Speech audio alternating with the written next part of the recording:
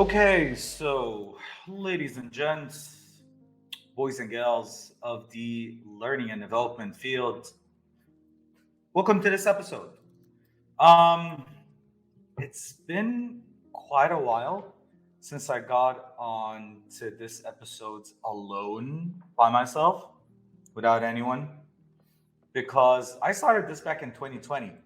And, well, basically, when the pandemic started to hit, and it started off on Facebook, but now we have it in a more professional way, and we have guests. And at the beginning, it was only me, but then I started to get professionals and I started to get experts in the field to talk to people instead. So this is the first time since 2020 that I come up here by myself on my own to hold this. And yeah, it's it's one hell of an episode because I am going to be letting you in onto how I do stuff, like how I think, how I do one of the most things that I'm pretty much passionate about. And I don't really use the word passion that easy because I'm not really passionate about learning and development specifically. Neither am I passionate about training, nor about instructional design, to be also honest. I'm pretty much passionate about creating systems. And this is everything when it comes to learning design, and specifically when it comes to game design as well. It's actually building a system, building a coherent system that makes sense. And this is more or less what we'll be talking about tonight. And I'm checking the poll to see the answers. So, have you designed learning games before? If you didn't check the poll, go forward, look it up, and give me your answers. So we have yes, one vote. I've done it before. We don't really have any masters in games. And we have one intermediate. We have four beginners. Actually, it's building up. We have five votes, 71%. Make that 62% are beginners, and 25% are intermediate. Also, I'm going to look up the other part of the poll. Have you designed any learning experiences before? We have 83% yeses, which is awesome. And actually, make that 100%. 100% have designed learning before. And that warms my heart because, to be completely honest, if you're willing to go into the world of building board games for learning and you haven't designed a learning experience before, it's going to be a tad difficult. So yeah, to look up the chat, we have Alas. I hope I'm not butchering your name, man. And he has a question, which is what kind of elements and features we can include in board games to influence employees' behaviors? Well, as I said, yeesh, that's one hell of a question. And I hope in a way or another we'll be able to answer some of those questions. So I mean some of those concerns. I mean it's a question that has a million questions within it. And Nitin, my really good friend, glad to have you here. Bailey! Good to have you as well. Ahlan Muhammad. So yeah, we have 44 people here on the call, and let me tell you how this is going to work. I have prepared a couple of slides to talk about certain things, and we're going to take it as a build up. We'll start with some basics, and then from the basics, we'll get into game based learning, board games, ideation, and a lot more. This is not a 1 hour session. This actually might extend to over an hour. I hope that you can survive this. Just giving a fair warning. That's one thing. The other thing is that I will hold a Q&A by the end of this session. So if anyone has a question, wants to come up on stage and say that question live, by all means, go forward with it. Oh, and I believe, yeah, Reda also is here. Thank you for being here as well and supporting. So first off, I just want you to let me know if you can't see my presentation, just to double check before I go forward. Can you see my presentation? Is it visible? Are all the words coming up, lined up in a proper way or not, just let me know in the chat so I can continue on. Awesome. Shira, good to have you. Okay, so well, obviously, I'm gonna start with the intro, and good to see you as well, Michelle. A lot to talk about. So let's start off with the basics, and I know this might be something that most of you already know about, um, uh, but I need to talk about it. Just touch base. Just touch base. Obviously, I usually use this word a lot. I use the word learning experiences.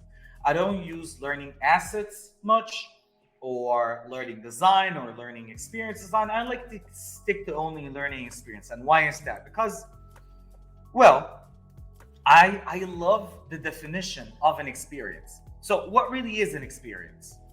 An experience basically refers to any interaction, course, program, or other experience in which learning takes place, whether it occurs in traditional academic settings or non-traditional academic settings. So, a board game could be an experience, a card game could be an experience, a video game can be an experience, a job aid, an infographic, a micro learning asset, an e-learning, come what may, they're all experiences. It really depends on how you craft it, how you design it, and how you cater it towards the learners in terms of they'll be able to practice specific actions or acquire specific pieces of knowledge that can aid them towards the performance they want to achieve, and can, in a way or another, nudge their behavior to do things better or to do things with more accuracy and so on and so forth.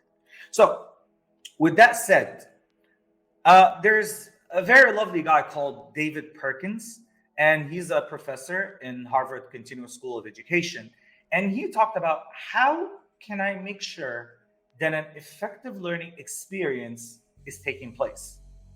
How can I make sure that this is accurate? It's effective. Well, to start off, number one, learners must be deeply engaged with the subject matter. And when I'm saying engage, I mean they're going into a state of flow. They are challenged up to the right level, and it matches their skill set, or takes their skill set a tad bit more so it can actually stretch their abilities. This is how you get engagement, because if it's too challenging, it becomes annoying, frustrating, a lot of anxiety and arousal. If it becomes not challenging at all, people start to get bored and like apathetic about the whole thing.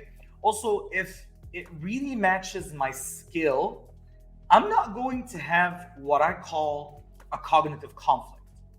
The ability for me to challenge the learning, to challenge the knowledge, to challenge the practicality of the models, the theories, and the processes that are presented. If this challenge is not happening, if this conflict is not, this friction is not happening, then we're not really getting learning, because believe me, learning is not an easy thing. Learning is hard, learning is complex, learning is difficult, and it needs that friction. If friction is not there, learning is not going to happen. And if we're going to go back to constructivism and educational psychology, well, learning is about building a new schema or building on an existing schema. So to actually let the learner get into a full means of engagement where they are building a new schema in their long-term memory or building up on an existing scheme, that takes a lot. That is a lot of back and forth with the subject matter, and it all starts with clear learning objectives. So learners must undertake intellectual challenges. Their intellect has to be challenged. They need to have that moment of well, this is different. I didn't know this. Oh, we could do it this way. I didn't know that was possible. If it doesn't really strike that aha moment, or that moment of, I'm not going to say eureka, but challenging my thought process, then we're not really going into a learning experience. We're getting into something that is pretty much daunting. Okay, so that's number two. Number three, learners should have room to take learning risks. Risks are important, extremely important in any learning, in any learning experience. If it's an e-learning, if it's a classroom training, if it's a game-based learning, if it's a full-on gamification system, and we'll talk about those nuances in a bit. I need to feel that I might be losing on something. Because people are motivated by one of two things, either a desire to gain or a fear of loss.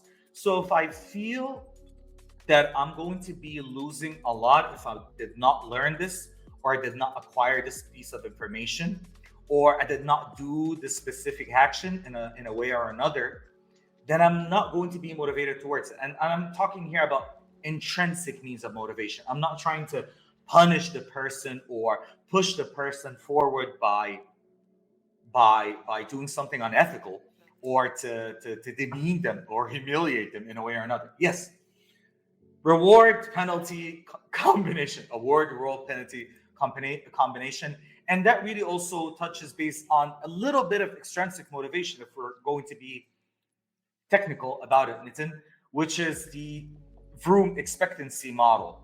And it talks about, well, learning and motivation needs to have some affordance. It needs to have some balance towards it. Otherwise, I wouldn't really have the urge to learn or to do something about it. Okay, so learners need to have some room to take learning risks. Makes sense? Yes. That's why in learning, we like to have a safe learning environment, a place for them to, you know what? It's okay to take a risk at making a mistake. It's okay to do something wrong, because learners must face a margin of failure. If they did not fail, if they did not do something wrong, they wouldn't know what to do right. They wouldn't know what to do otherwise. If they think that they can do everything in a proper way, everything correctly, then, well, they're not really gaining much. So, learners must face a little bit of failure. They need to know, okay, this is wrong, and there's a better way. This is not right. Let's do it in a different fashion. And that's why learners must have the ability to fail and bounce back. You need to cater that environment, that means of rapid feedback, where you are offering them feedback, you're offering them the right answer, you're offering them answer for them to develop, you're offering them embedded assessments so they can understand what went wrong, work on it, and then bounce back. Last but not least, and this is one of the most crucial aspects of an effective learning experience, learners' sense of curiosity must be increased. If learners are not curious about what's going to happen next, about what would be discussed, talked about, the next action, the next move, the next turn, the next thing that we will discuss, even the next thing that will come up on screen from a user experience standpoint. Curiosity always builds the urge that I have something called urgent optimism. I am done with my Netflix episode and I'm dying to know what would happen next. How will the events unfold? What's going to happen to the protagonist or the antagonist, come what may, the character in the episode. So if you can't really put that sense of curiosity, it would be a problem, because if the learner is used to the user experience, the kind of knowledge that you'll be presenting, the kind of experience that you'll be conducting to them, they wouldn't be really intrigued to continue on with you to the end. And actually, you're not doing that attention hack that we want to keep the learners grasped and hooked on what's going to happen next in what you're building or what you're crafting for them. Okay? So these are the 6 elements that Dr. David Perkins talked about that can make up an effective learning experience. And I believe this is pretty crucial if we will be talking about gamification. Yes. So, in order for me to go into board games, I need to talk about the nuances first. I'm not going to be talking today about gamification. No, no, no, not going there, not going there. I am going to be talking specifically about game-based learning and one branch in game-based learning, which is board games, and how do we come about in ideating a board game. But let's talk about gamification to just split the nuances apart. Okay? Gamification. Gamification is the application of game mechanics in the non-game context to promote desired behaviors and drive specific learning outcomes. So gamification of learning is basically getting engines, gears, um, um, how can I put it?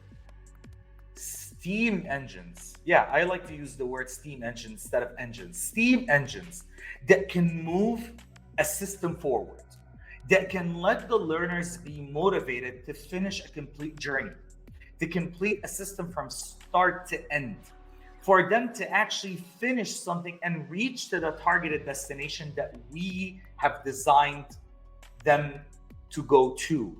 Okay, and how does that happen? Well, it starts off with building a solid learning experience. That's why I asked in the poll who created a learning experience before.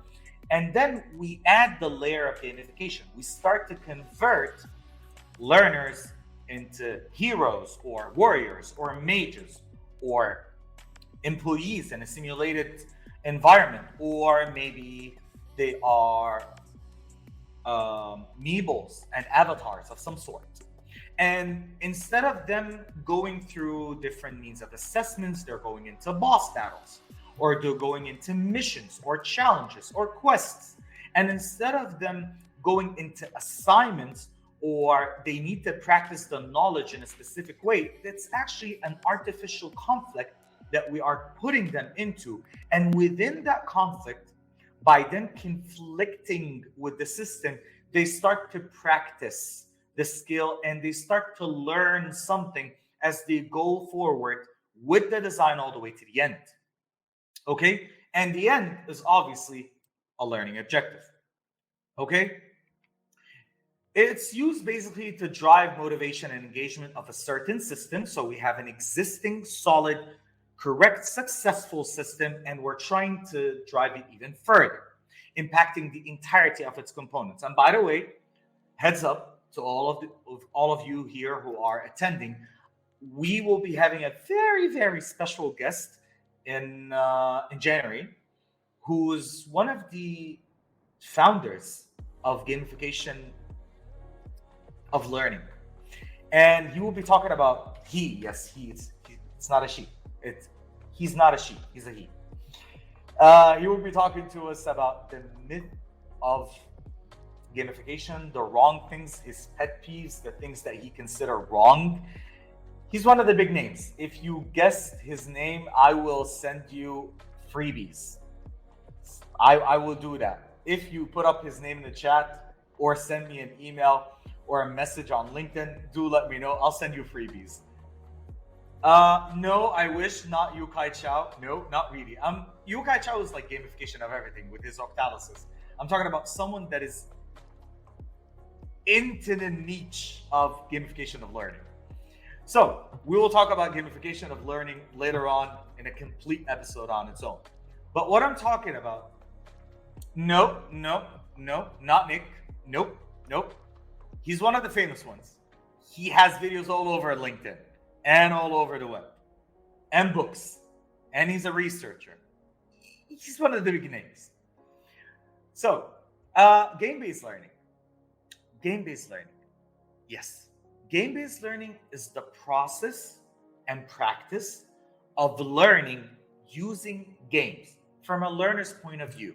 So game-based learning is just another approach that I use to let learners practice a skill, to let learners acquire knowledge using a game. Gamification, they're going through a solid design, and through that design, I've turned it all into a game. But game-based learning is a complete, wholesome game dedicated to let people practice a specific means of performance and certain actions. So by going through the game, they can get to targeted learning objectives like in a minute fashion. I want them to apply a specific thing. Well, they will be applying it through that game. I want them to be able to explain a specific thing. When it comes to knowledge, they will be able to explain it. It is the same as any other learning experience. The difference is that the entire experience is not just gamifying the structure, but rather they're playing a game. And through that game, and by the end of that game, they have managed to perform specific actions related to the learning objectives. Okay? So it's basically used to increase learning effectiveness, practicing skill, and to improve engagement. It's an approach to learning. And yes, Nitin, his Carl Cup. Yes, Carl Cup is coming up on the podcast. Yeah, that's Carl. That's Carl. You'll be getting something special for me, sir. I know where to get you on LinkedIn, and I'm going to be sending you something. So, game-based learning is used to increase learning effectiveness, and that's basically it. So, if I set a game, what really is a game to you? I did mention it. Games are systems on their own in which players engage in an artificial conflict defined by rules that result in quantifiable outcome. That's basically a game. Think about any game. You have the board game Risk. You have Cards Against Humanity. You have Uno. You have any game. Basically, players engage with a system that is crafted by the game, a specific environment that the game creates, and people go into an artificial conflict. That artificial conflict can be by drawing cards, discarding cards, eliminating players, adding more players, acquiring certain areas, putting tiles, removing tiles, to the end, trying to get into a victory condition where there's one winner or more than one winner. Monopoly, for instance. Monopoly is by trying to acquire as much real estate as possible, trying to be the biggest spender and the biggest owner of everything. You own everything. So there's a victory condition at the end of it. Now, when it comes to games and its utility in learning,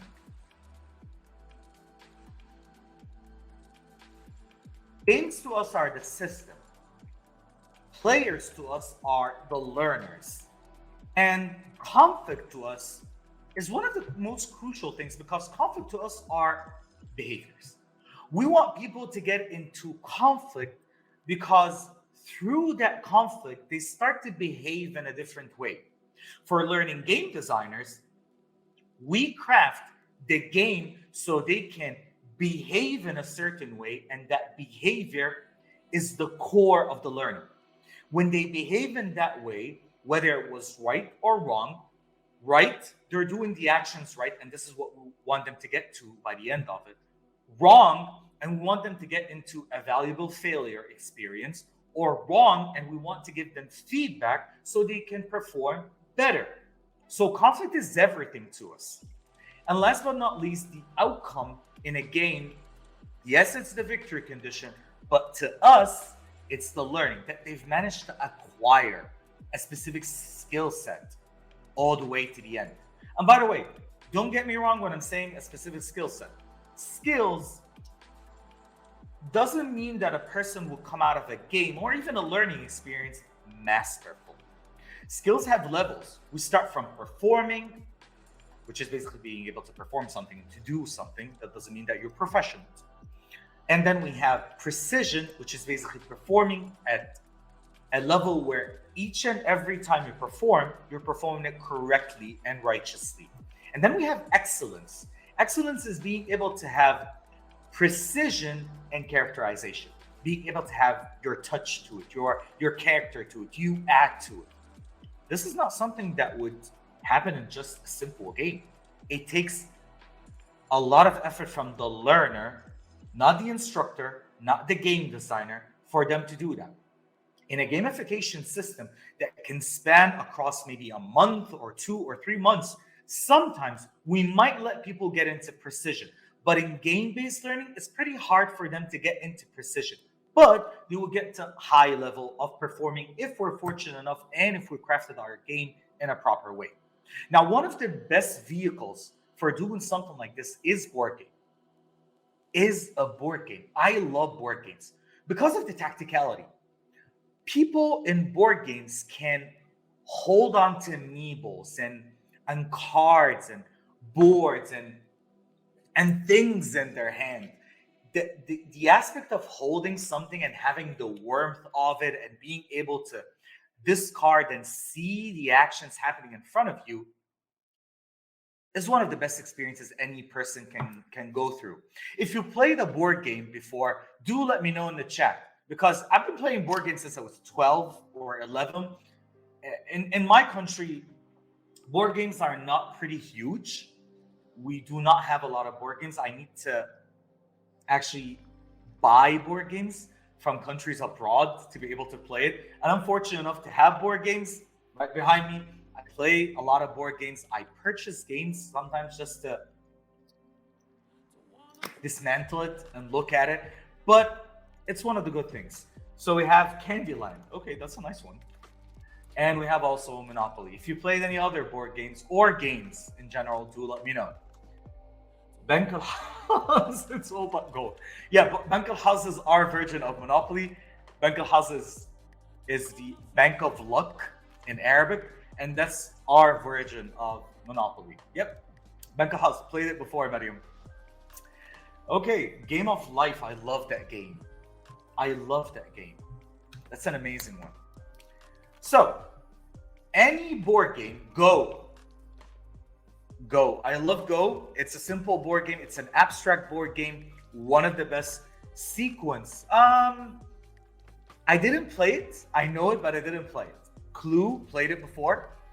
Played it with different versions. You should try the Harry Potter version. Aces. So, any game design starts with the MDA.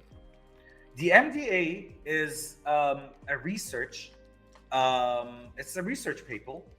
That research paper is done by Dr. Robin Hennick, Mark LeBlanc, and Robert Zubik. The MDA stands for Mechanics, Dynamics, and Aesthetics. What I will be focusing on for the sake of this episode is only mechanics, and we'll go forward from that. So what are mechanics? Because all the time, people will be like, oh, the mechanics of this, the mechanics of that, the mechanics of the game, the mechanics of the board game. Well, mechanics. Mechanics are a set of rules that dictate the outcome of interactions within a game. Elements that move the actions forward. And they're directly related to provoking the motivations of our players. Basically, mechanics are the mechanisms, the steam engines, the machinery, the common behaviors that we put in our game, the types and kinds of actions that can happen within our game. And true that I said rules, but I said rules of the outcome. Rules of the game is something else. The rules tell us specifically how to use the mechanics. So let me put it this way. Mechanics are the gears, the things that move the game forward, that lets the learner act in a certain way. They could be restricting the learner from doing something, or offering abundance, or deciding that the destination is this way, or you need to be cooperating, or you need to be competing. Mechanics are everything when it comes to game design. Because if you think that by adding a couple of triggers and variables in a storyline makes up a game, no. Those are not mechanics. Those are variables and triggers, okay? But if the variables and the triggers are creating a mechanism towards the learner, that's something else. Board games are a bunch of meeples and cards and dice and tiles and come what may, the components. But what you do with the components and how you use them and how the components make up a game is what the mechanics are all about. When we think about board games and when we think about game design, the first thing, or mostly the first thing that we think about is how can we let the learner act in a certain way? How can we let the learner have a specific type of experience? Mechanics decide that for us. Okay? So let's talk about mechanics a bit. We have many types of mechanics. The very famous one is victory condition. You can't really have a game without having a victory condition. People are purpose maximizers. They love to have an end goal,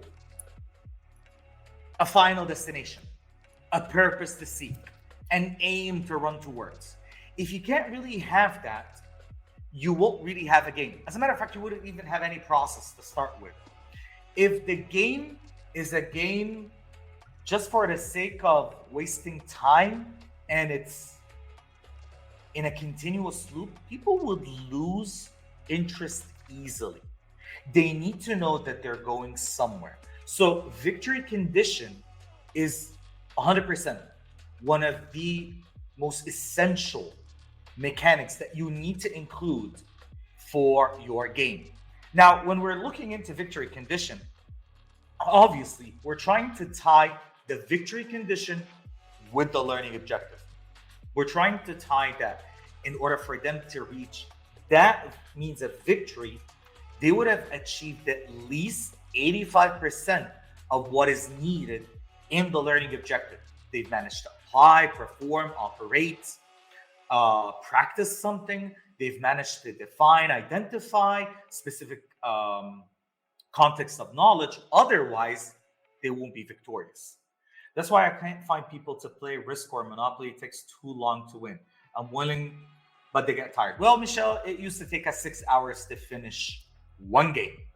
And it was one of the best memories of my childhood, to those 6 hours. And sometimes we would finish a game and then we would open up another game. But the point is, there's an end goal to conquer it all. And we loved it. So victory condition. Second, curiosity. Yes, curiosity is a mechanic. Curiosity can be in terms of you can leave certain actions that people can discover within the game. Curiosity can be in the form of they're playing the game or they're interacting, they're engaging in the game, and they don't know what will happen in level 2, what will happen in level 3. Something different will unfold. Games that have contingencies or certain unlockables or mechanisms that people will get surprised by are one of the best, because every time people are just on their edge, learners are on their edge, looking forward to what's going to happen next. If you can't really have that and the game is stagnant, it becomes a problem. In learning games, for instance, I used to play a game, or actually it's a board game simulation, a business board game simulation, where people will go through 5 different weeks. And each and every week, there are different contingencies, different actions. The point is, the game is actually accumulative. At the beginning of the game, we teach them how to do lean management and how to use their employees and how to grow their business. And then at the second part of the game, we tell them how to build up a plan. And then we let them know, okay, your turn to build a plan. They do it wrong. Well, obviously, it's wrong because we have prepared them to make it wrong. And then we tell them the right thing. Now, do a short-term plan and a long-term plan. The thing is, by the next day, when they have already done the long-term plan, they start to find out that in week 3, 4, and 5, every week, there are things that are destroying their plan, that might affect their plan, and they need to iterate. They need to work around it. There will be biddings in each and every week, and they need to make sure that they are bidding high so they can win the other teams. It's an amazing game because It's a game about planning, it's a game about attention management, it's a game about adaptability and dealing with different means of contingencies. And people get so hyped about it and they really want to end it. So they would know if they managed to plan right or they couldn't. And by the way, the game is called Plan Pro. So it was one of those games that had a high sense of curiosity because they didn't really know what would happen next. Another thing, and it's extremely important for learning games, specifically rapid feedback. You need to put a mechanic where every action that you do in the game is resulted with a feedback. Let me simplify it for you. In a video game, in a video game, let me take you back all the way to Nintendo NES. Anyone played Nintendo NES? The one that had the Duck Hunt game with the pistol? It was really, it was a shabby plastic, like small gun that you can hunt ducks with. I know, ages ago. But the point is, every time you click on that trigger and you hunt the duck, there's a feedback. People love that feedback. It drove them crazy. It drove me crazy when I was a kid because people like instant gratification. They don't like to wait too long to know if they were right or wrong. In games, and specifically in board games, people like to know if what they're doing is correct or wrong or not correct. If what they're doing is taking them towards the final destination. If what they're doing is gaining them more acquisition or letting them progress further into the game. In learning games, we need to let the learner, okay, you did the plan is wrong in this, the plan is right in that, let's go forward. If I am letting them play blindly without knowing if they're doing right or wrong, their sense of curiosity will diminish, their aim towards the victory condition will go far, and they might be pretty frustrated because they don't know how to proceed further into the game. So rapid feedback is extremely important because human condition, we like instant gratification. We like to know if we are following a system, if we're going forward or we're not. The other thing is obviously a progression system. Now, according to the MDA, one of the main things that make up a good game is that the learner, the player, needs to know that they're leveling up in their skill mastery. Meaning, when you play Super Mario at the beginning of it, at the beginning, you test if you can jump, if you can hop over a mushroom, if I'm sorry, a turtle, if you can take a mushroom and grow, if you can get coins, you're onboarding, you're scaffolded into the game. And Monopoly, it lets you learn how to move with the Meeple forward. It lets you get into small real estate with with tiny amount of money just to try yourself. And as you go forward and gain more money and gain more acquisition of real estate, you will be able to acquire more real estate, have more money, have more conflict, understand the game further, understand the process, understand the model that is being built on, and you start to gradually get higher with your intellect. You're learning the game itself. So when we're designing learning games, we need to embed the process, the model within the game as a mechanic. So as they go forward into the game, they're learning the skill, and also using that skill, they're winning the game. In the Game Plan Pro that I was mentioning, it was built on teaching them how to do work breakdown structure, WBS, and then how to do WBS for a short-term plan. And they do it right. Cool, you did it right, and you knew your mistakes. Now it's time for you to plan not only for 1 week, but for 3 weeks ahead. And they stay there for like an hour at the end of the program, just crafting 3 weeks ahead of planning, because the next day you won't be able to change anything about the plan, but you will need to deal with the consequences of the plan that you've crafted. They're learning the system, they're building, they're iterating, they're gaining more mastery. This is how you put up a progression system. If you can't have that, and the game is just in a loop, in an endless loop, again, sense of curiosity being diminished, victory condition goes far, they're not getting the rapid feedback they need, and they're not really learning anything. It becomes a boring game. Okay? Now, games need to have loss aversion. Yeah. People need to lose. People need to know that they can lose. People need to know that there's a possibility for losing. When we lose, our attention becomes pretty much acute, not divergent, pretty convergent. And that's a good thing. When people's attention and focus becomes acute, their sight on the goal and the victory becomes heightened and more precise.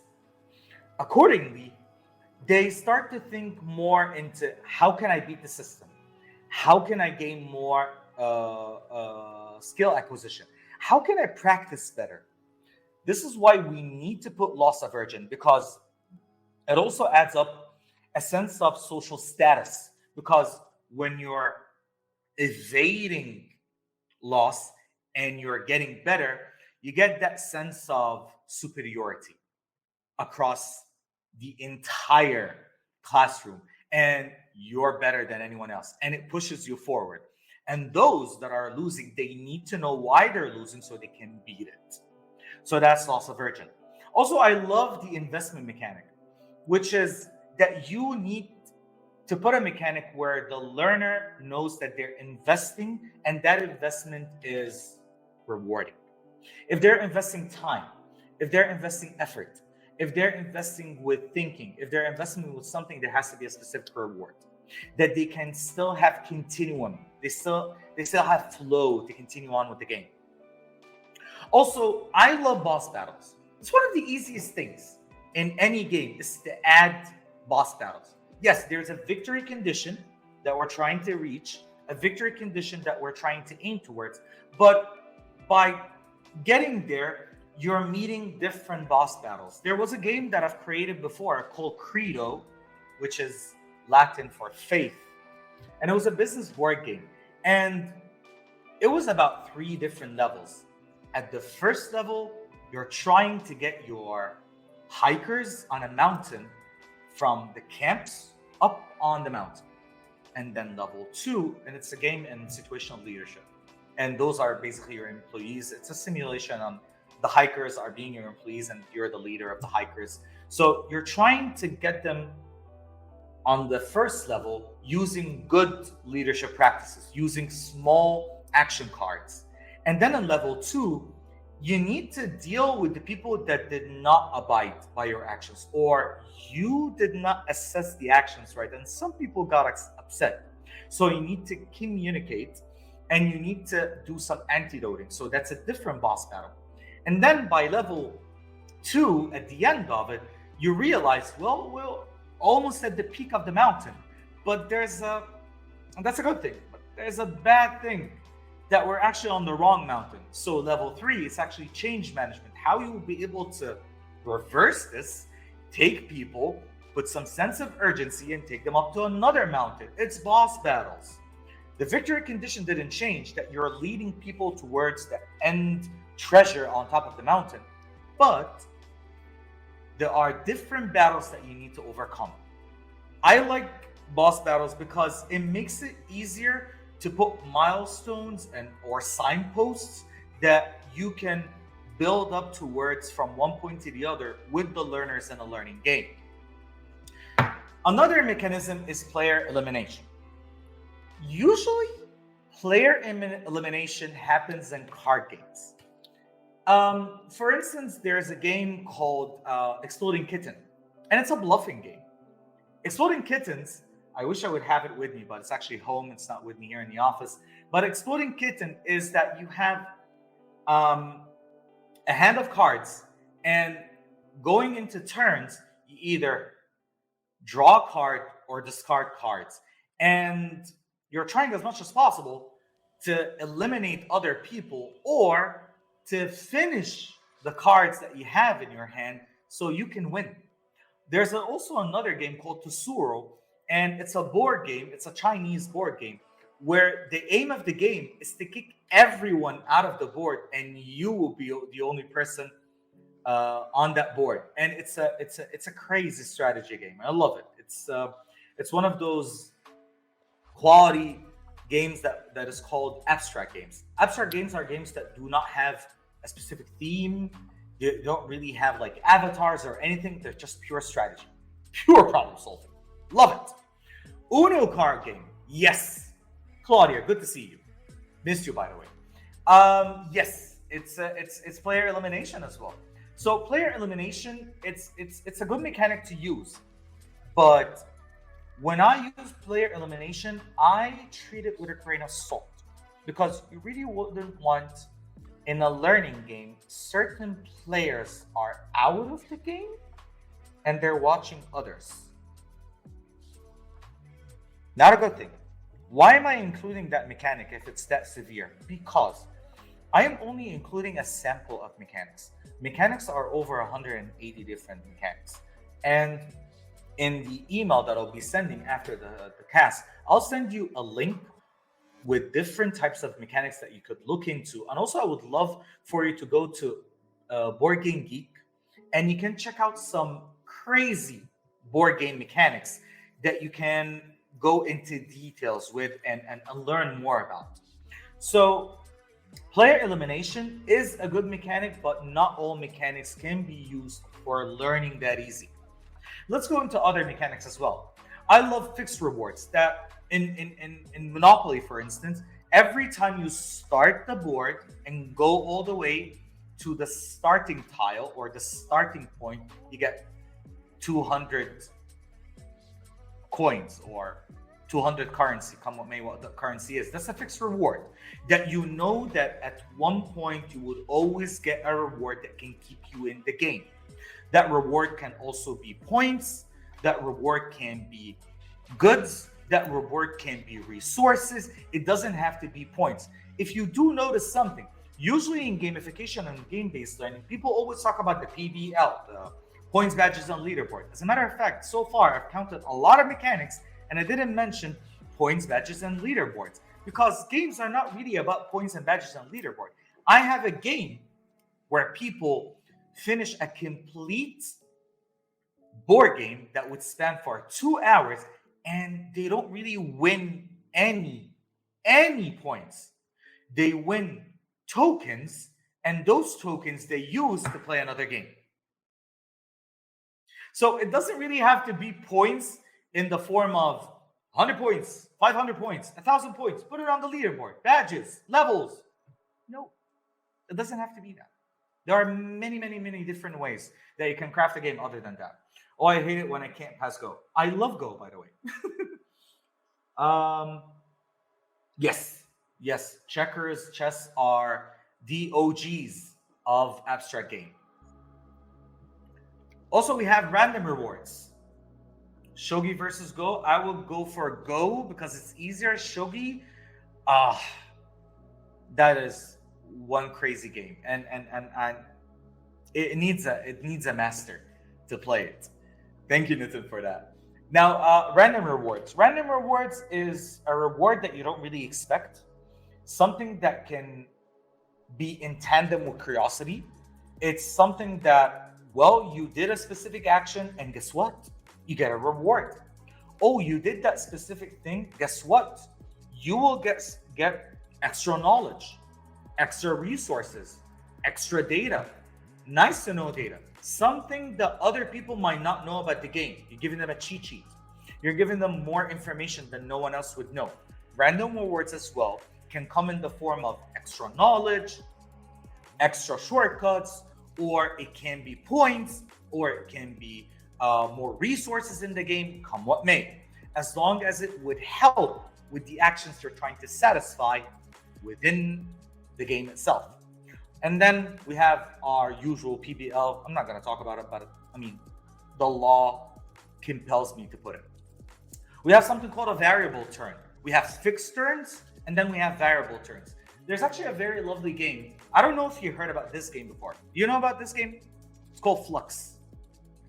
Love it. Flux, and I love Flux for that reason, is that in Flux, it's a card game. In the game Flux, it's very basic. It's very simple because it depends on, let's put it here, the basic rule. You draw a card, then you play a card. You draw a card and you play a card. That's basically it. But when you do that, one time, you might be drawing a card that gives you a new victory condition. The other time, it can be changing the rules of the game, or it can be changing how turns are coming about in the game.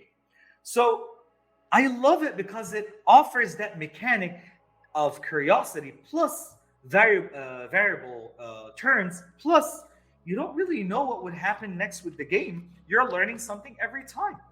And one time I did have a little spin on Flux, and I used it as a storytelling game where each and every person is adding a card that continues on part of a lesson plan in the form of a story.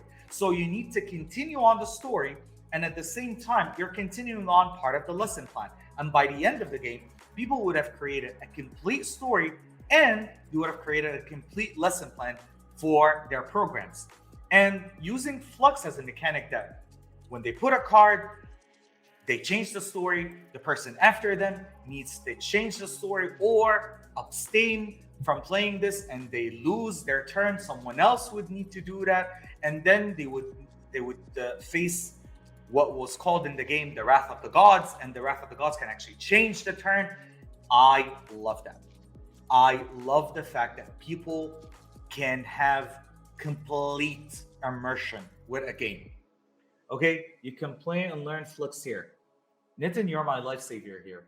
It's a lovely game. And by the way, Flux comes in so many different versions. You have Flux DC, you have Flux for Rick and Morty, you have Flux Marvel Flux, you have Flux Horror, you have Flux for adults. You have many types of Flux. So check it out. It's a lovely game from Looney Labs, if I do remember them well. And it's a game that has been created back in the 90s, and it's still successful. Okay. Also, we have games that are built on cooperation. Okay. Usually people think that in order for me to play a game, I need to be competing. No. I did say artificial conflict of the mind that you're creating for them. But people can be cooperating. There's a game that is called Escape the Temple, if I do remember. Escape the Temple Run. And you can find it on YouTube. Different people are doing a complete walkthrough. The game, we're not competing with one another. It's a game from 2 to 5 players, and we are cooperating to collectively escape a temple. We're trying to help one another escape a temple. And there's also a game called Dead of Winter. Dead of Winter, we're working with one another to try to kill a specific assassin in the game. We're not competing with one another. We're actually cooperating. Many games are built on cooperation, and those are more or less known as Euro games. Games that are built on tile placement or worker placement, like placing meeples or trying to beat the system of the game. There are many games, by the way, learning games, where there is a problem, an issue, and we collectively as different teams in a classroom trying to work together to overcome that problem, to overcome that issue, to beat the system. So don't always think that in order for me to make a successful board game, successful learning board game, I need to get people at each other's necks. I need to let people like fight. No, no. By the way, not all people like to compete. Many people like to work with another. There's also a Munchkin game, which is cooperative. Munchkin, is that the one on Xbox? I feel that's a video game. I don't know if that's a video game or not, but I play the Munchkin game on Xbox. If it is, Valerie, do let me know. Andrew Looney, 1997. Yep. It's Looney Labs. So cooperation games and also competition games. It's a no-brainer. It's a no-brainer. It's a board game. I haven't heard about it. I played a game called Munchkin, and it's a multiplayer game where it's a cooperative, couch cooperative game where someone actually sitting beside me and we're trying to play together. People can also be cooperating against time. People can be cooperating against time. And that's how many escape rooms are like Mariam. And people can be cooperating against a specific type of points. We're trying to get as much points as possible. Otherwise, we'll be disqualified out of the game. So together, we need to be making that pile of points so we can beat the game. And we have also competition games where people are competing with one another. But also, think carefully when you're looking into competition games, because competition games can get very severe because people get pretty competitive and pretty personal. I've seen many situations in my years as a designer and an instructor of board games, learning board games, that people get really upset. And some people get into fights. It's crazy. They're adults. And they fight a lot. So keep the competition light. Do encourage the people that they are doing this for a game. And also, do put that mechanic based on their superiority in fulfilling a process, fulfilling a model, fulfilling a goal that is related to learning something.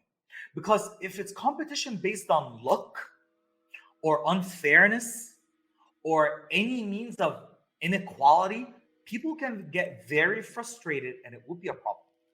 Okay? Now, here's my cheat sheet. Take a screenshot of this. And by the way, if you want the presentation,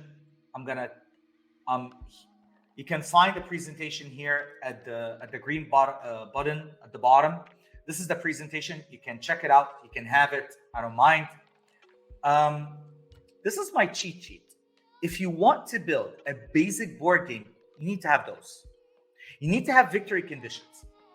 You need to have curiosity. You need to have rapid feedback. You need to have a progression system. You need to have a little bit of loss aversion, and people's investment of time and effort needs to be met. Now, later on, you can add up any type of strategy, any type of whatever. Those are the main mechanics that you need to build a learning board game. Now, let's go deeper. I told you, this session is not going to be easy. It's going to be beefy, and we're going to go into a lot of details. Now, we talked about mechanics. Let's talk about rules. People think that rules are simple. As a matter of fact, they're not. We've put up the mechanic, competition, cooperation, the victory condition, but now we need the rules to put the people within a specific parameter. We need to put the people within specific boundaries. You can't really have a board game, a board set of cards without having rules that dictate how the people will move, what the people will do. So rules are the specific details and the fine-tuning, how the ratio of gears and engines, aka mechanic, work. How do they work? How do they come to life? Now, when it comes to rules, we have layers. Let me tell you about those. Now, the layers of rules. We have number one, the structural rules. And those are extremely important. When you're building up a board game and you've decided that, okay, I've done my action mapping, I've done my learning design, I know my players, I know the learner persona, I know who am I going to be designing this for, and I know what specific actions I would let people practice. I've put up my mechanics. Now I need to look into, okay, what kind of rules I need to utilize to make that board game come to life. Some people might be asking now, but we did not talk about how to ideate. I need to talk about this first before talking about coming up with ideas. But let's just say that you came up with your idea, you came up with your theme, you came up with your story, you came up with the necessary actions. You need to know how you're going to make this move forward. And these are the rules. So rules, you need to put up the structural rules, which is the top layer of rules tell players, aka learners, about the structure of the game, the aim of the game, the victory condition, how player turns are decided, what players do in what order on their turn. There's not a lot of details in that level, but it describes the shape of the game. Many times I see amazing games. I'm not going to tarnish anyone. Amazing games. But they come with convoluted, complex rules that make it so hard for me to understand what am I supposed to do. Structural rules are extremely important because it tells the learner and it tells the player the victory condition is this. You will need to move in specific ways. If it comes to a game like Flux, I love the simplicity that it's just one card. Basic rules. Draw one, play one. And then as you play the game, each and every card has details on it that tells you what can you do? How can you move forward? And there's a simple guide that comes with the game that tells you exactly how to play. And that's how it goes. In board games and learning board games, you need to do a walkthrough through the structural rules, and then you let the people get onboarded.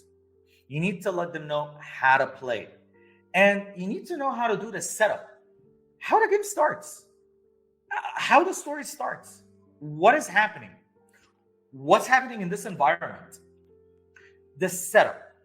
This layer deals with the state of the game at the start. How should the components be laid out?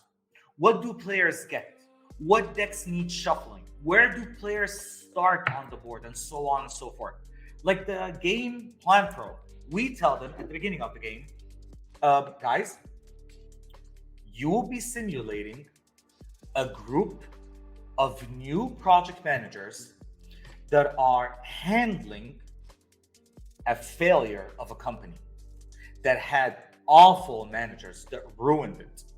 You will start with 3 employees, and each and every employee is of a different tier. You have a junior, you have a specialist, and you have a supervisor. You have 3 different means of expansion, and you have that amount of money, that amount of time, that amount of resources, and you can loan in a specific way, and the winner is the person that gets to the highest levels of ownership and production in the game with the least amount of loan. It's crazy.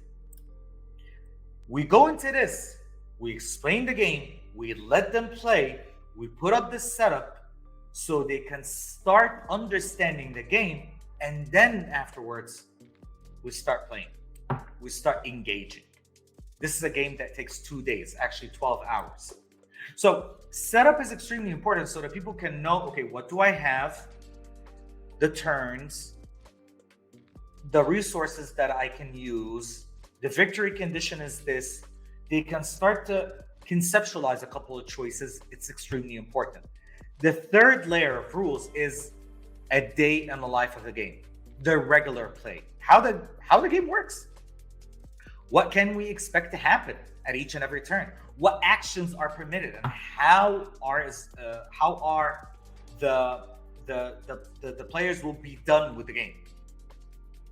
The fourth level of the rules are the exceptions. Like for instance, if two people come on the same tile, if we run out of resources, if people failed miserably at one point, what can we do? How can we get them back? I really don't care about regular games as much as I care about actual learning games in that sense. Because if you cannot really handle the probability of exceptions, and we're going to talk about probability in a bit, you will get people into extreme anxiety. Because let's go back to mechanics. They've invested a lot and their curiosity was spiked. They understand there's a victory condition, but then you trampled them, you tripped them with an awful exception that you did not consider. So you need to put exceptions into play. This layer describes the unusual situations, or the situations where two or more rules might contradict each other. If you cannot handle that part, you will be losing the game. Now, we understand mechanics, we understand rules. Now let's get into building a game. Usually, and Nitin would agree with me on this, and many people, Alaz and others that do that, how should we start? We understand what mechanics are. We understand that mechanics will be built upon the actions that we've decided from our learning analysis and our learning objectives.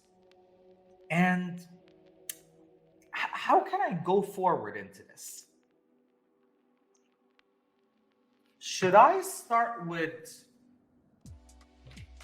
thinking about a story, about a narrative, and get lost into it?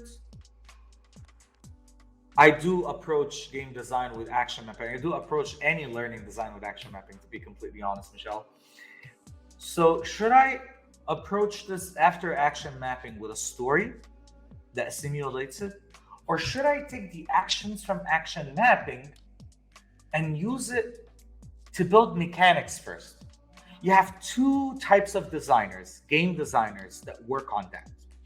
You have people that start with the theme, and some people start with the mechanics. I am from the team that starts with mechanics. Rarely, very rarely, that I start with themes. But I'm going to explain both. And it's up to you to decide which to go for. Okay? So, mechanics or theme. There are books about this. There's actually a very lovely book that speaks about this. Let me pull up its name.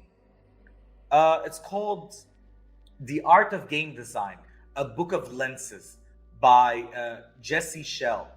I'm going to put that here in the chat. And it really talks in details about the different lenses of where to start. Should we start with mechanics? Should we start with themes? What should we do exactly to make this happen? I am from the team that starts with mechanics. So when I start with mechanics, what do I do first? First, I start with player learning experience. What kind of experience I want to let the learner be put into? For instance, I have a big game coming up. It's going to be an event for 70 people, and I need to do a game that would span for like 4 hours. And the game is about conflict resolution. So when I'm thinking about the mechanics, how should I be crafting the experience? Is this going to be a cooperation game? No. I think there will be competition. No cooperation? There would be, but not a lot of cooperation. I could make this game competitive cooperative. Okay, what other mechanics should I be considering? I need people to learn about conflict management. Okay, so I need to include a mechanism where they learn the different behaviors and situations for conflict management. I need to let people get into conflict, but that's going to be a problem because I can't really go into the depth of the problem. then instead, maybe I can craft a couple of situations and simulate that into the game and let them have small taste, just a small taste of what conflict is all about. And let them go through a conflict that is engaging, and also it lets them think about the different types of situations that they can go through. And later on, I'm going to tell you what happened with that game. So I'm thinking about the experience. What do I want them to go through so at the end of it, they understand that there are different means of situations in conflict. There's competing situations, avoiding situations, accommodating, collaborating, compromising, collaborating. All of those are the Thomas Gilman model of conflict resolution. And I am basing the game on a process, on a model, on research, on references. The action that I want to look into is people to be able to identify what is the situation and how to treat it with what type of conflict management behavior. That's my objective. So I'm thinking, how can I put an experience where they can go through this and do this? That's why I like to start with mechanics. I start with action mapping, Michelle. What do I want the people to go through? And then think about how can I craft an experience that they can go through that kind of conflict, that kind of intellectual challenge. And from there, I start building my game. So start with player experience. And the second question, what core mechanics that support the actions and the experience that you want? Well, I need to have a victory condition that is not built upon points, but rather built upon, well, understanding what conflict is. It doesn't have to be points. It can be tokens. It can be prestige. It doesn't have to be points. It can be race to the finish, work your way out, gather required items, process of elimination, scenario planning followed by brainstorming for progress of players. Thank you so much. That I wish I would have had you guys during the playing testing and during the brainstorming of that game. Also, I'm thinking I need to let them invest a lot, and I need to increase their curiosity by putting an abundance of situations that they can sift through and start to question whether this is competing, this is collaborating. And also, I want to put a small simulation into the game where they are competing with one another, or accommodating, or collaborating, or compromising to make this work. Tough. But when you are at this level, don't say no to any possible mechanic. Just throw mechanics. Throw possible mechanics. You don't need to think about how you will make them come to life. Just throw all of the mechanics that you can possibly think about. And then later on, when we're going to craft them together and find utility to them, we might be taking some mechanics out, including some mechanics in, or minimizing the severity of them or the complexity of them to make the game flow. Now, most games need to have a sense of aesthetic. Aesthetics, not only pictures or visuals. Aesthetic is the look and feel, the story, the theme. So after I'm done with the player experience, and then I'm done with the core mechanics and the actions, I start to think, okay, what theme, narrative, or story that supports my player experience? Should this be a competition or cooperation between magicians, villagers, civilization, where we have the samurais against the pharaohs, against the Byzantines, against the Greeks?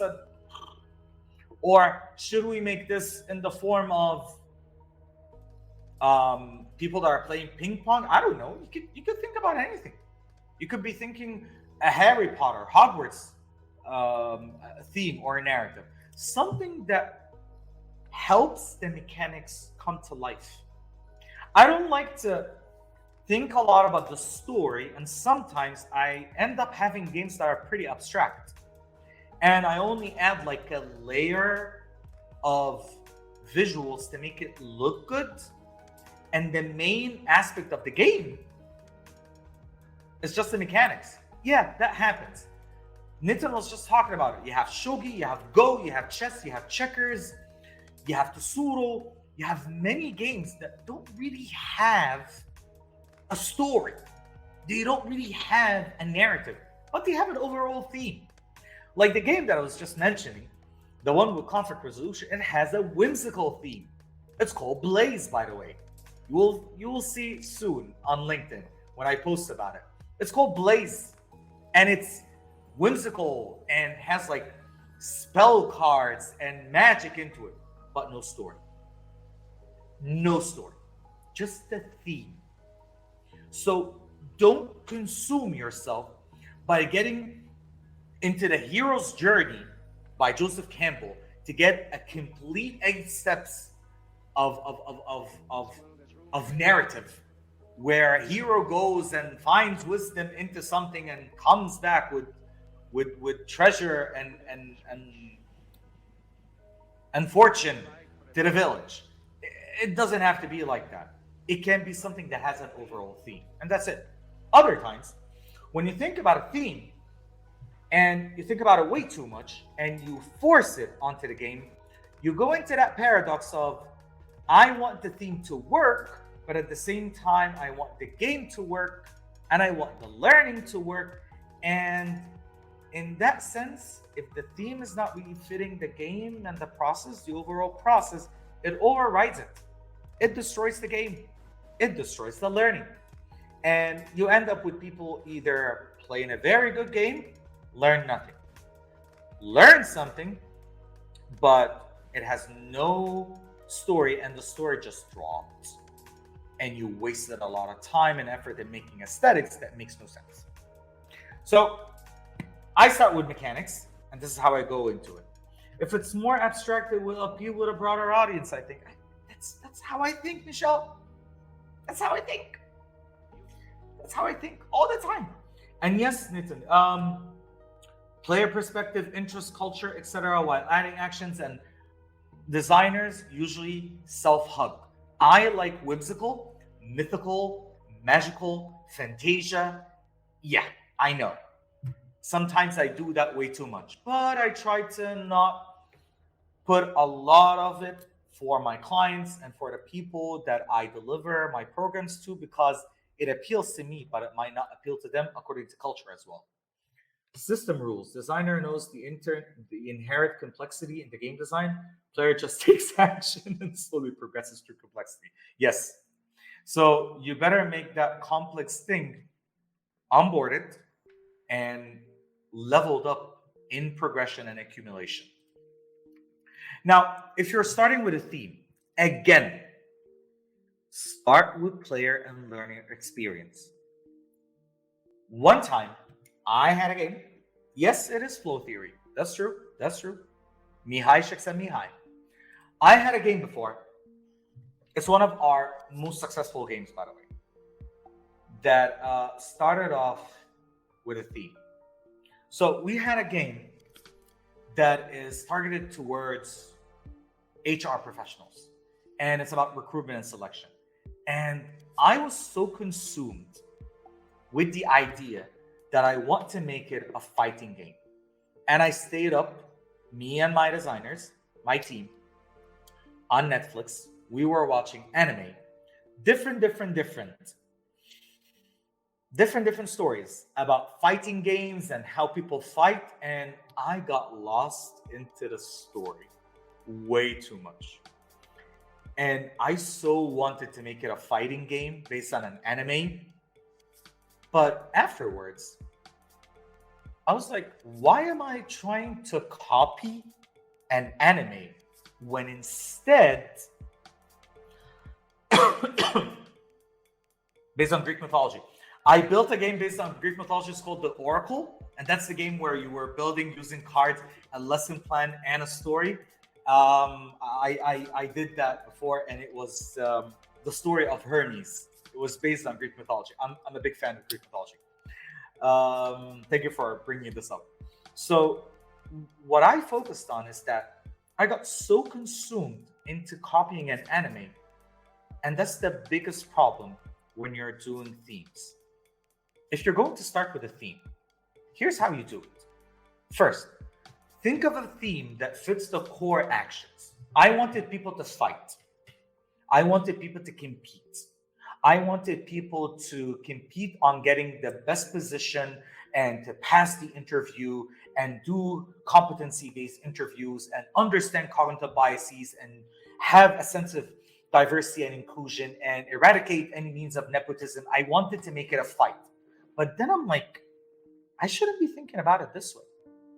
When you're doing themes, strip everything else and focus on the theme and abstract everything that slows and stops it from moving forward.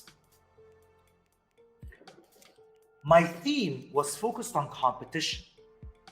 I should have thought about what kind of competition I want this show in the game and then abstract everything else. When you're thinking about a theme, let's look at games that have huge themes. Like for instance, Age of Empires. I know I'm old. I'm talking about games that are ancient. But Age of Empires, if you look at it, and it's still there on Steam, the extended version and the real version, it's a game about building civilization. It's about resource management, utility management, making armies. It's a huge story. And it goes into actual events that happened in history.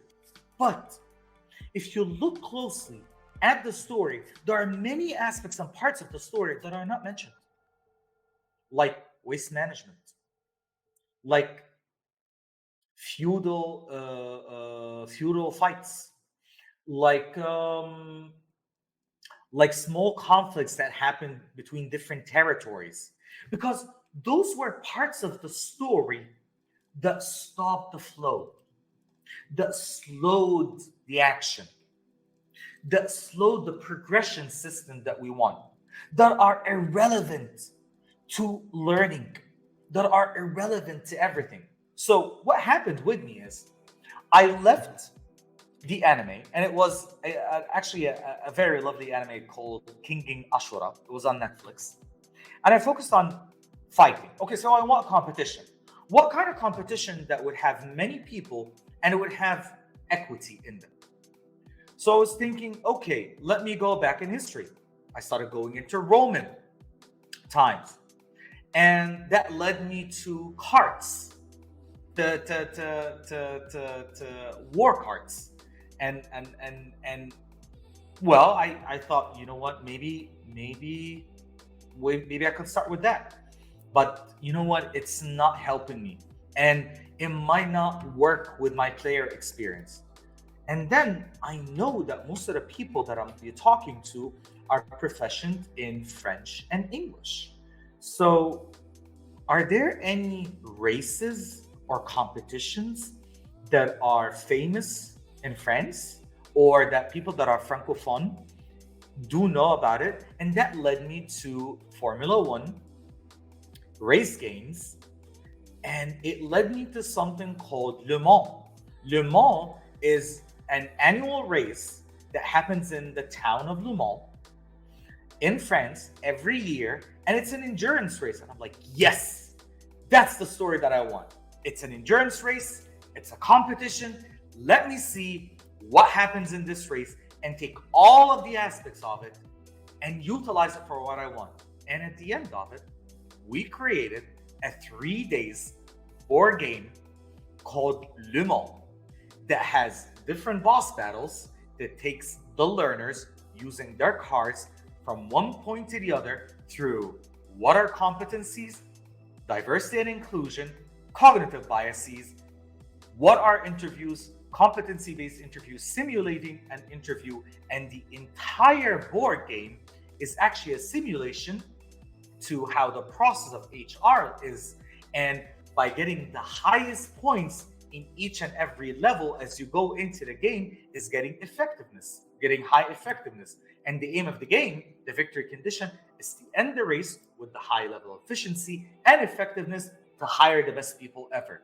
This is how we came about it. So it started with a theme, a tiny iceberg, a tiny tip of the iceberg, and then we went from macro to micro, micro, micro.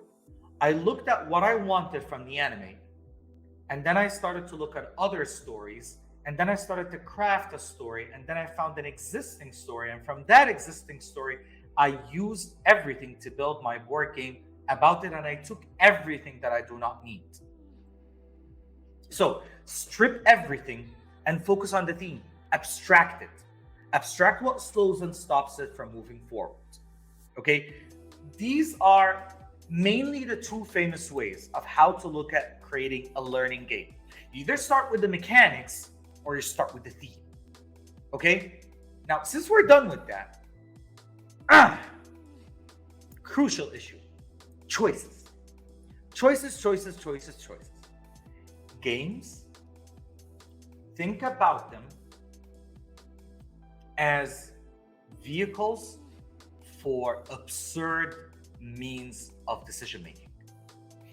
You want the learner to take as much decisions as possible because decisions are part of a person's identity.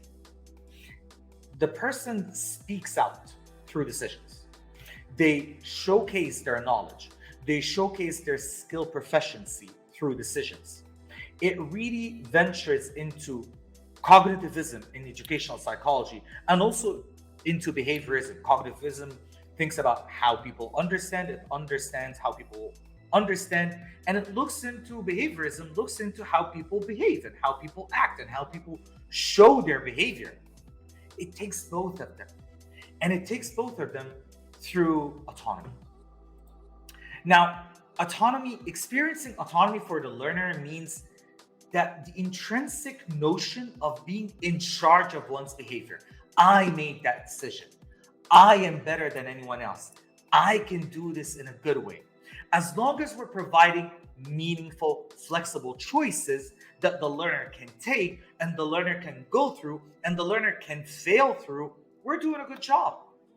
To continuously balance learners' curiosity, skills, and goals against a finite pool of resources, because your board game can have like cards and tiles and points and stages. Choices make them come to life. Rules make the learner make choices.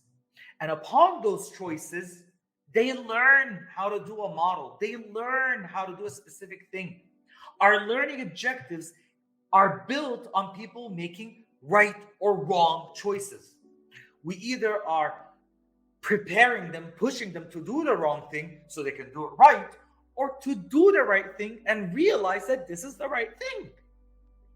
So this way, learners can feel that their behavior is based on their own intentions and easily accept the consequences or truly celebrate the rewards because I did this, or you know what, I did wrong, I deserve it. So it's either a loss of urgent or social status. Choices are everything. We've done our mechanics. We talked about our rules. Now we need to think about our choices. How do we make choices scarce or abundant or restricted so people can continue on playing? Now, the choices that I do want you to go through are not so interesting choices. What is not so interesting choices? Not so interesting choices, which is you throw a dice and you move forward. What choice do I have but to move forward? Meh. For kids and children, basically, yay, I got six-sided dice. I'll move forward. 6 steps. Yay, I got 4. to an adult, it makes no sense. I mean, it's fun, but it's not learning.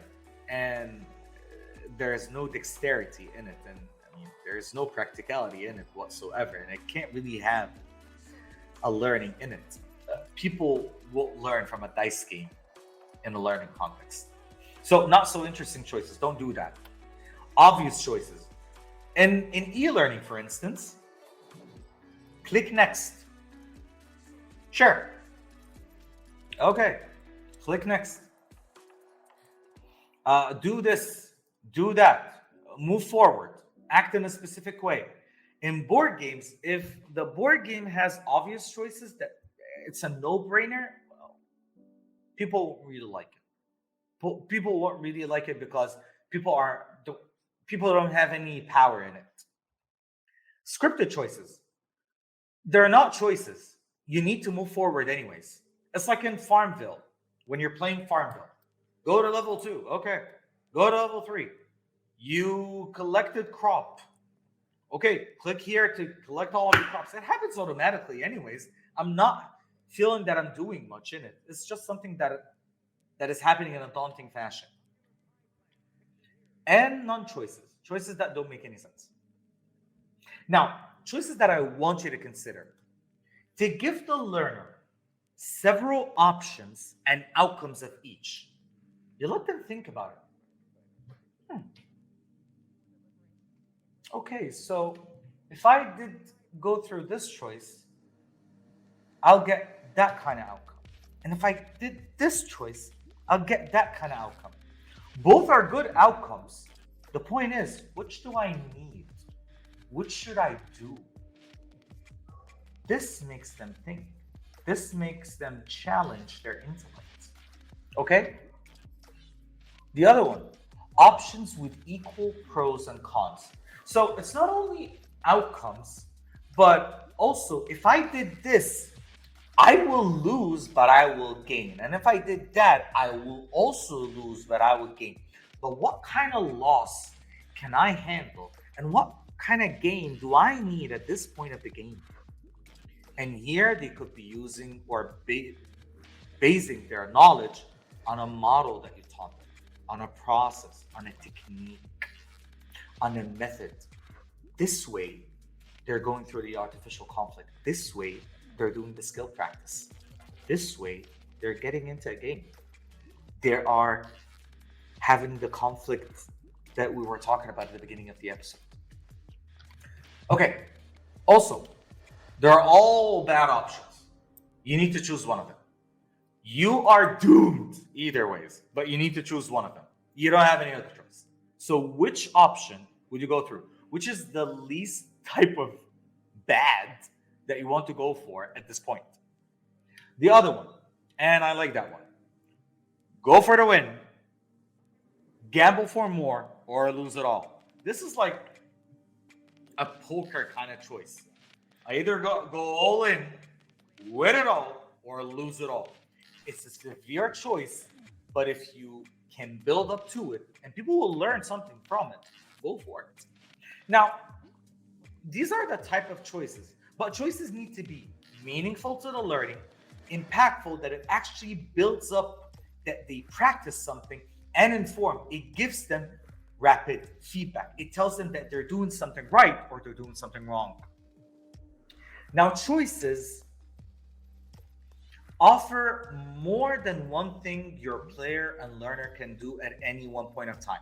So Nitin, in a while, talked about chess. In chess, at the beginning of the game, you have two rows. You can either move all of the front soldiers one step ahead, or you can start with any other way, like you can start with any other type of pawn to go into the game. The point is, those are numbers of different types of choices, but it makes the game intricate because it's not only one choice, it's not only one option. It's a It's a compiled, compounded sense of option that makes the learner think and makes the player think, what should I do? And there are levels that dictate the severity of those. Choices go onto a grid, if you may. You have choices that are 100% based on luck and chance, or 100% based on choice and skill. If you have a game that is completely based on choice and skill, it might be very difficult. You need to leave a little bit of probability, a little bit of curiosity, a little bit of unexpectancy to let people continue on with you in the game. If you have a game that is completely based on luck and chance, then it's a game that the learner wouldn't really learn anything. It's just a game for play, for fun. You need to have that margin where you are satisfying a little bit of probability and also a high sense of skill and utility of person's own autonomy to do something or to withdraw from something. Now, more choices usually equal more complexity and more rules to explain. So keep your choices to a minimum. Otherwise, you would need to let them know that if you did this, you need to do 1 and 2 and 3 and 4 and 5. So let me count them down for you. Number 1, if the learner has one choice to do, which is like throw a dice, they don't really have a control. Just one thing, no control whatsoever, based on luck. 2 choices to make. That is decisive because you either draw or you discard, or you draw and discard. That makes me think about what kind of action should I do? Should I draw? Should I discard? Should I draw and discard? It really depends on the rules. And the rules make it even harder or better. 3 options, 3 choices to make. Calculated. Okay, so you either draw, discard, or buy. You need to make one of those choices in a turn. That is a calculated risk that I need to consider. By the way, that's a game that is called Acquire. In Acquire, you either put a tile, take a tile, or purchase a bond in a board game. Go check Acquire. It's an amazing game, by the way. And by the way, when I say go check, then go on YouTube, type the game, see how it's being played. Not just go to the website. Just like go and see how it works. So that's a calculated type of choice. Strategic. 4. I either buy, sell, acquire, put a tile, take a tile. Very strategic, because one decision can ruin everything or can make me win badly, because there are other people are competing with me or other people are cooperating with me. So I'm either helping them or I'm dooming them. 5 decisions, 5 options, 5 choices. I'm using the word considered, which is basically complex. Very complex decision. Like the game Dead of Winter. The game Dead of Winter, you need to either use a resource, move forward, use a flashlight, help a person, add up a skill. There's so much to do. So I have to do a considered decision when it comes to this. 6 decisions, 6 options. 6 options also can mean that if I do this, this would happen, and this will have a ripple effect, and this can work on. So I'll either right now put a worker, decide to do that. Very, very tough. And by the way, very tough to do, and it takes a lot of testing and a lot of probabilities to work on. 7 compounded decisions or more is overwhelming. You're killing your learner. That's too much. That is too much. My sweet spot usually is between 3 to 4. I don't like to go beyond that. 3 to 4. That's my decision to make. That I'm telling you, go between 3 to 4 compounded decisions. And by the way, players often group similar choices together and make the choices sequential. They're chunking information. It's not like they're doing 1, 2, 3, 4, 5. No, we'll be like, okay, you know what? If I did 1, 2, and 3 would happen, and if I did 2, 4, and 5 would happen. So I'm considering all of them together. These are one of the things that when you're thinking about your player experience, you'll be like, will my learner have the breadth and the affordance to take all of those decisions? Are those decisions that are making faithful to the mechanic, to the model, to the technique, to the knowledge that I want the learner to learn? Or am I just loving the game way too much and I'm loving how convoluted it would get? Now, let me end this with the following: ideation. Now, I know many people will hate me about this, but this goes into visual design, course design, any design. Good designers create. Great designers steal. We steal an idea, an existing idea, and then we change everything about it so it would look like ours. It would look different. I do that all the time. I steal. I like this idea. I like that visual design. I like that template on Canva. I like this. I like this. I like this. Nice. I'll start with it. I'll start from it and build upon it. So what? It's not illegal, because I'm not going to be taking someone else's work or taking credit for someone else's work. I'm just having it as a starting point. So with this, exactly, Michelle. With this, you can start by evolving an existing game, meaning take an existing game and change something fundamental about it. How? Well, you can add or remove a mechanic or a rule. You can add a constraint. You can pick an aspect and dial it to 11. So you can take a game like Monopoly, for instance, and the core function of it is that it's a game that continues on in an endless loop. Okay, I like that. I'll take that. But I'm not going to make it real estate. I'm going to make it situations. I'm going to make it where people can only go into 2 loops. And let's see how far can you get within those 2 loops, or like 5 loops. I'm by the way, I'm just being crazy. That doesn't mean that it's the right thing.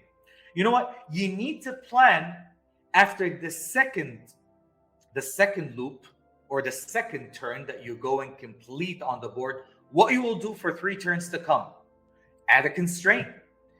Pick an aspect and dial it to 11. This is a bulletproof way to do games. Trust me. Take an existing game, change it. Put different aesthetics to it. Make it yours. Own it. Or build off a core mechanic.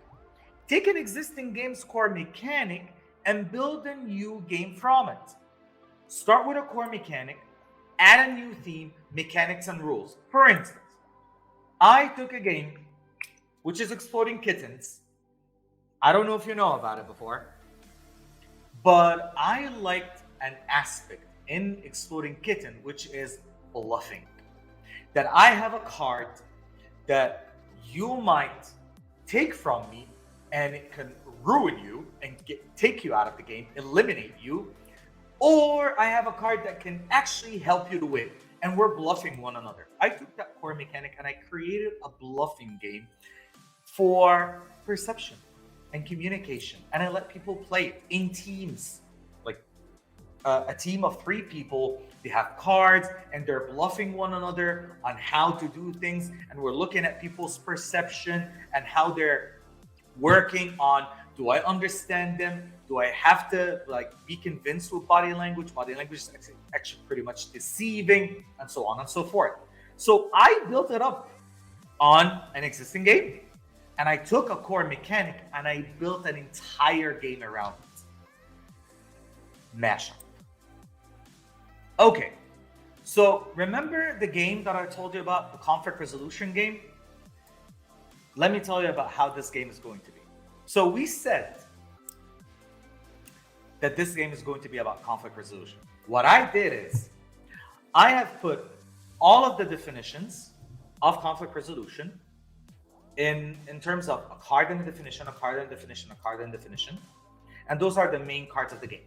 And then I put adjacent cards, a card that attacks, a card that shuffles the deck of cards, the main draw deck of cards, a card that reveals the future, a card that changes turns, a card that changes hands, like the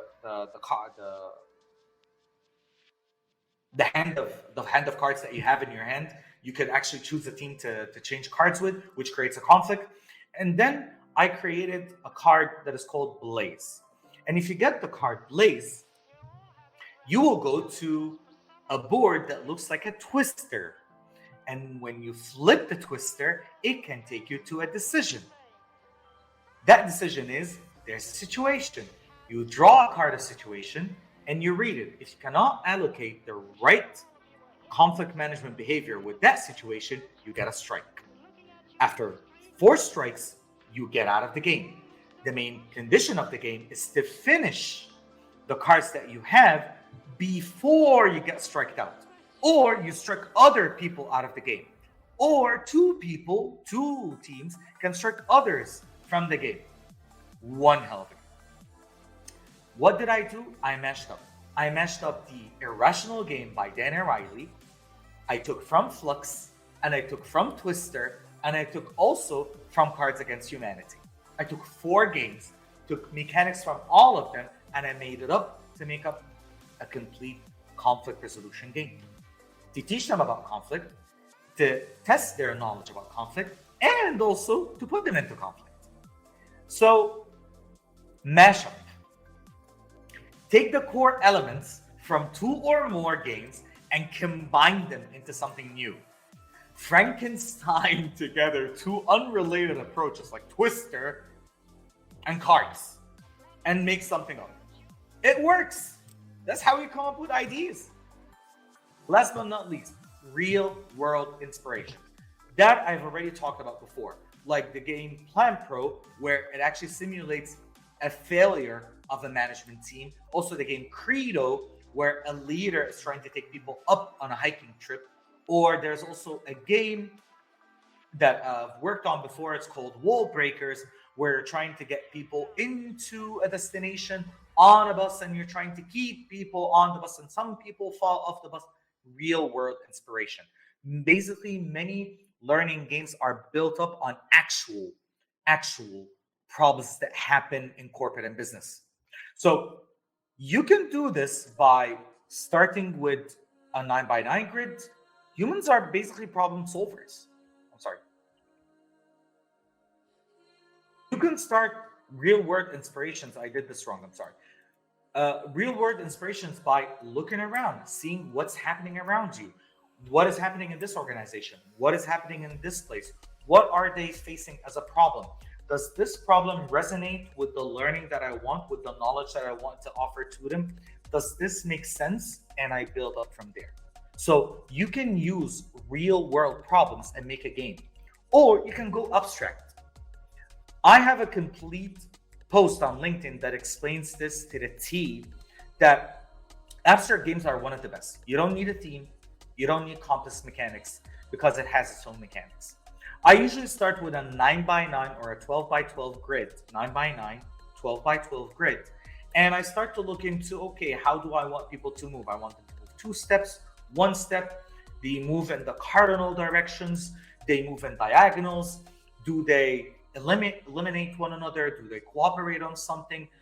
Do I put questions on the tiles? Do they need to acquire tiles? Do they block each other from the tile?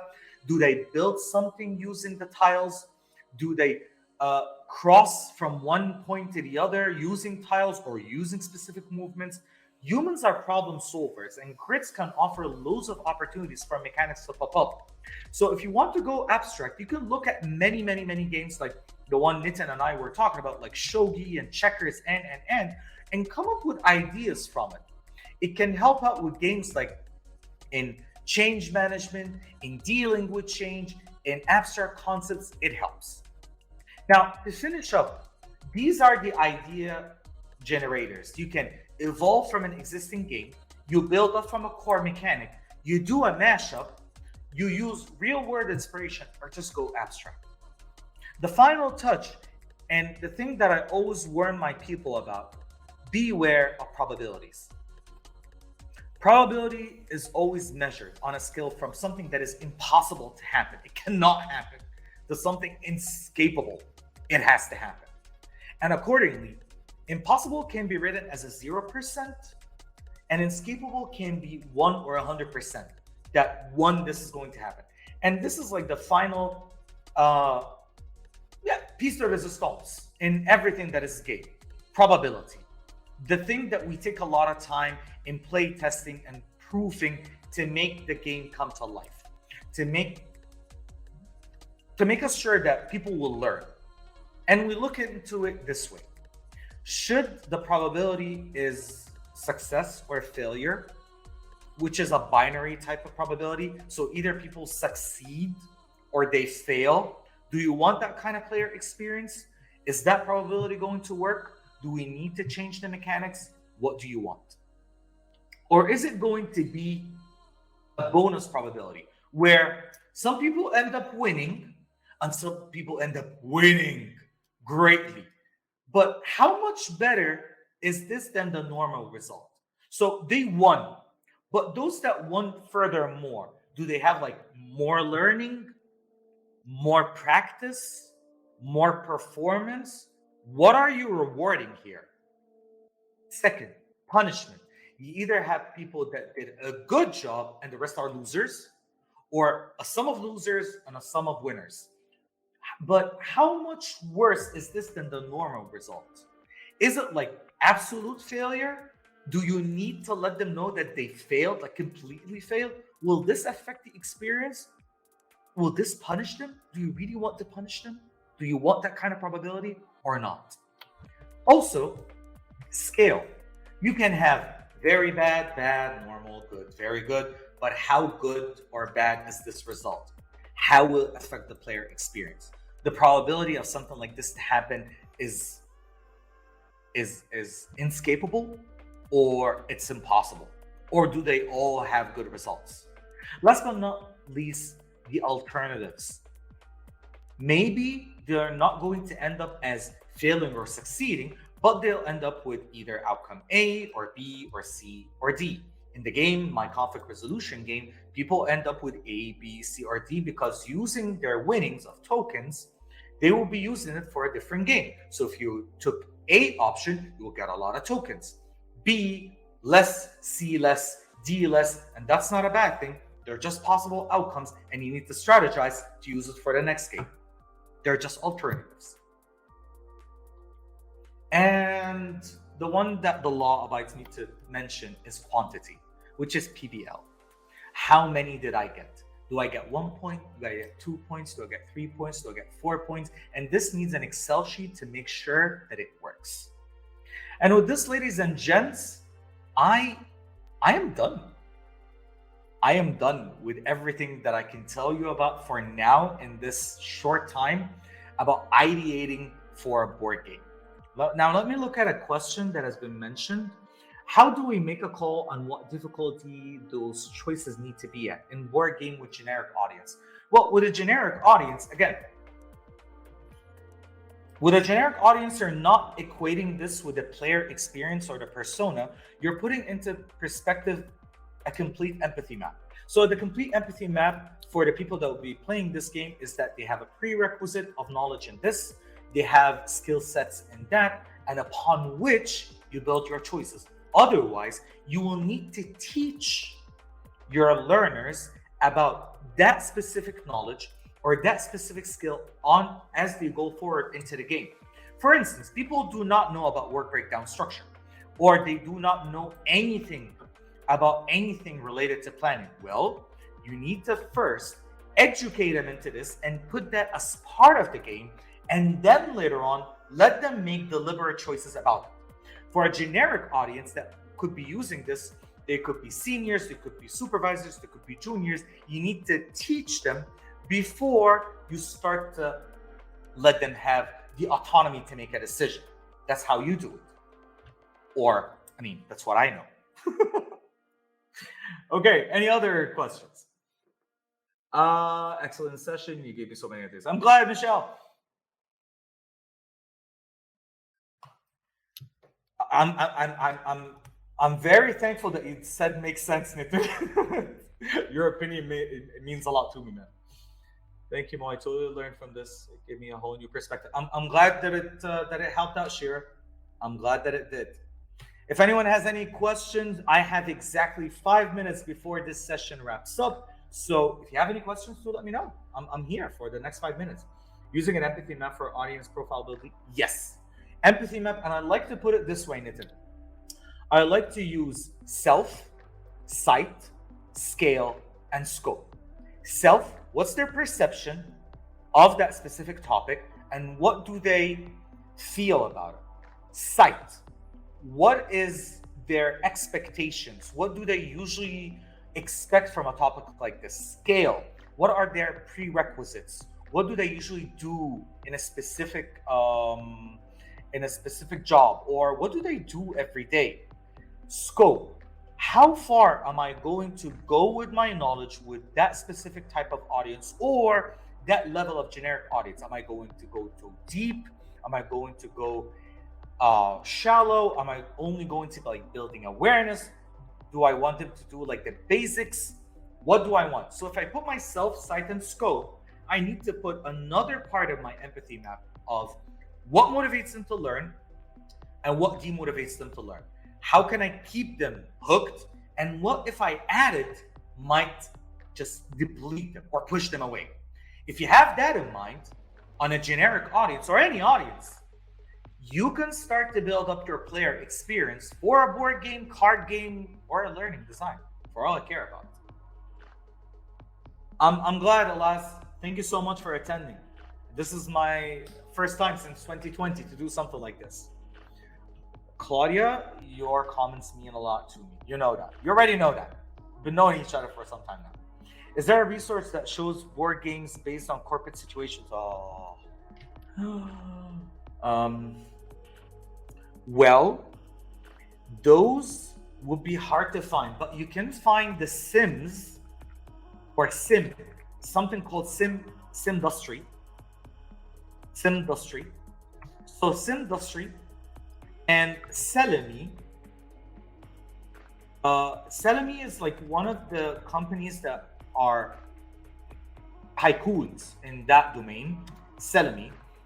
They've done games like Tango and Decision Days. And there's also a game called Management Puzzle. You can also check a website called WorkZ. It's a Danish website. It has games called Playmakers, Wall Breakers. That's one of the games that I told you about. I didn't create it. I facilitated it and I learned a lot from it. So check those out and you'll get a lot of ideas about corporate-based board games or corporate simulations. The 500. Thank you for the tip. I'm glad. Okay, guys, we're counting down to only 1 minute left. Well, what I would do is I have your emails since you've registered here, and I'm going to be sending you a little bit of a freebie from me, which is resources and a couple of points that I've mentioned in this cast and more, so it can help you on your journey with this.